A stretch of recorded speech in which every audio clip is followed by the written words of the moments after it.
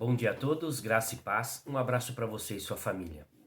Na terceira viagem missionária do apóstolo Paulo, ele passa por Éfeso, deixando Apolo em Corinto, e em Éfeso passa por experiências extraordinárias.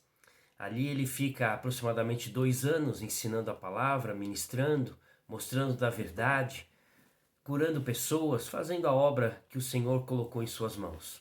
Nós podemos destacar de Atos 19, nessa passagem de Paulo a Éfeso, pelo menos 5 grandes eventos ou situações. A primeira que a gente encontra logo no começo, dos versos 1 a 10, a aceitação e rejeição da pregação do Evangelho. Como em todos os lugares acontecia, a transformação de vidas, pessoas sendo realmente impactadas, ao mesmo tempo que a rejeição e a perseguição ao Evangelho. Como diz o texto aqui, falaram mal do caminho que é Jesus. A segunda coisa que se destaca a partir do verso 11 e 12, que eu vou dar um destaque um pouco mais para frente, é a realização de milagres extraordinários, como o verso 11 coloca. A terceira coisa que o texto fala é dos 7 filhos do sumo sacerdote chamado Seva, que passaram por uma humilhação horrível ao tentarem expulsar um endemoniado com uma legião, com vários demônios, e passaram a vergonha, porque não tinham a autoridade e o poder de Deus sobre suas vidas. E esse é um cuidado sempre que devemos ter ao lidar com as coisas espirituais.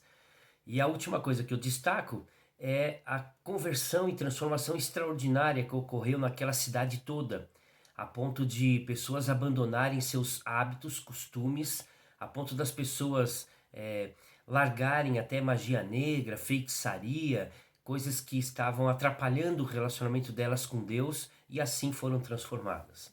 Mas eu destaco versos 11 e 12.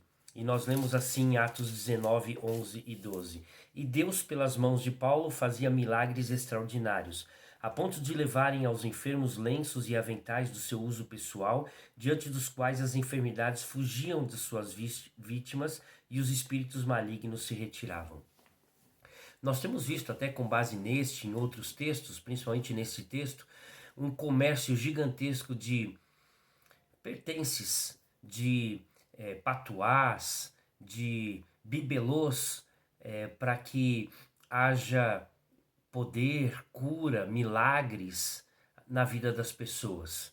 Um comércio gigantesco de uma forma totalmente equivocada, errada, de interpretação bíblica ou de desejo grandioso pelo lucro, pelo comércio. Aqui nós não vemos o apóstolo Paulo vendendo seus objetos.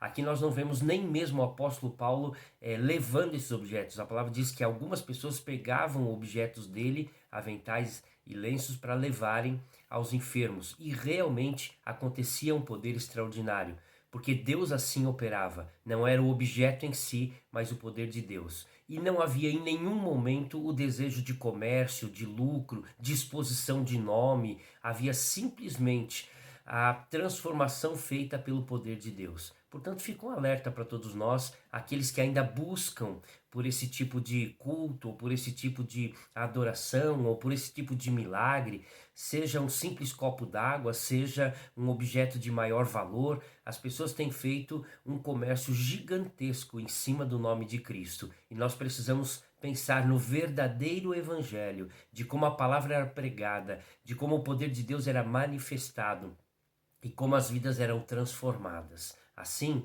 o evangelho puro e simples não depende nem de dinheiro, não depende nem de pessoas, depende única e exclusivamente do poder de Deus. Que Ele nos abençoe e nos dê clareza ao entendermos e vivermos a palavra do Senhor. Vamos orar? Muito obrigado, Pai, pela oportunidade de crer no Senhor e de entender o poder do Senhor nas nossas vidas. Obrigado por experiências tão extraordinárias como essa que o apóstolo Paulo experimentou em Éfeso, ao longo do período em que esteve ali.